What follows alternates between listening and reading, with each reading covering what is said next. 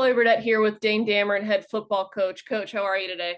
Good, Chloe. How are you? I'm doing good. I'm doing good. So we are fresh off a 28-13 win from Erskine last week. Coach, you scored in all three phases of the game last week. Talk about that total team effort at Erskine. Yeah, that was good to see. As Daryl and I have talked about on this interview, several times. Defensively, we've been pretty good most of the year. We've had a couple of games where we didn't play up to our standard, but since I've been here at Wise, we've been a defensive first program, and I think that definitely continued Saturday. But our offense is, we're working every single day. When you're on your third quarterback and the issues we've had at running back, we haven't had time to gel as much as we have. I think we're getting better. But I told A.J. Stewart after the game that I thought his block punt turned the game because, the field position was definitely in Erskine's favor early in the game. We throw the one over the middle and convert a good third down and then, fumble the ball and they get it. And that led to their only touchdown of the game. So after that, I thought the field position flipped. And so it was great. PT scoring the touchdown on the defensive side was awesome. And then it was good to have Jacoby Johnson back because that gave us a little bit of oomph in the running game. So it was a great team win, and it was a good one to get. So speaking of your quarterback, you ran the ball over 40 times last week. How significant really is running the ball to take some pressure off of Juwan Dent? Well, I think it's huge. I think to win at the highest level, you've got to be able to run the football, and I think at times this year we've been able to do that. But the whole thing going into that game was as the game went on, we're like, I don't think they can stop us running. It's not going to be pretty, but let's do everything we can to win the game. And that was what was important to our kids because our receivers were coming off the field, and generally receivers are not the most pleasant young men when the ball's not being thrown to them. They're like, coach, just keep calling what you're calling, man. Just keep calling what you're calling. Let's get out with the W. And it was good to get. So Pat Taylor, let's talk about him a little bit. He's now intercepted a pass, in back-to-back games.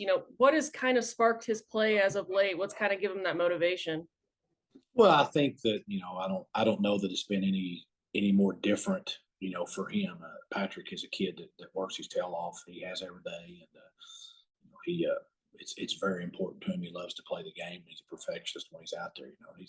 He's been in the right place at the right time. We play a whole lot of man-to-man coverage and a lot of interceptions. It's hard to get a lot of interceptions in man-to-man coverage because there's not somebody there for an overthrow. And, the last couple of weeks we've played just a little bit more zone and had some over-the-top safety help, and so they've been able to take advantage of that. And so he's been doing what he's doing, and sometimes he's just catching it. We've probably dropped more interceptions than any team in the country this year, and we finally started to catch them, which has been good to see. We're talking about Mars Hill this week. Arguably the best player in the league, and Ty Snelson. That's a program that's 5-1 currently on the year. So what's the game plan to slow him and that program down this coming week? Well, I don't know if you can slow him down. I think that he's special.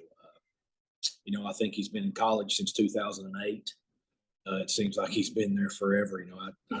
Coach Clifton, their coach at Mars Hills, he's one of the coaches in the league that I have a really good relationship. And so I give him a hard time about that all the time. But that kid, you got to know where he's at. It's kind of a Where's Waldo thing. You got to find him. And their quarterback, I think they were in the same class together. So, they're gray-haired men in the football program. And you can tell they're an older program. I think they start 4 grad students on the offensive side of the ball and got several more on both sides of the ball that are grad students in their 2 deep. And, that's one of the huge difference between them and us. We don't have that option here right now. And with the way COVID has worked out and kids have been given that extra year, Coach Clifton has done a great job getting those kids to stay, and they're good. Are they better than LR? They're as good as LR. They do a really good job. And 47, like you said, he is so good, and it's going to be a tall task force. I think our kids will come out and play.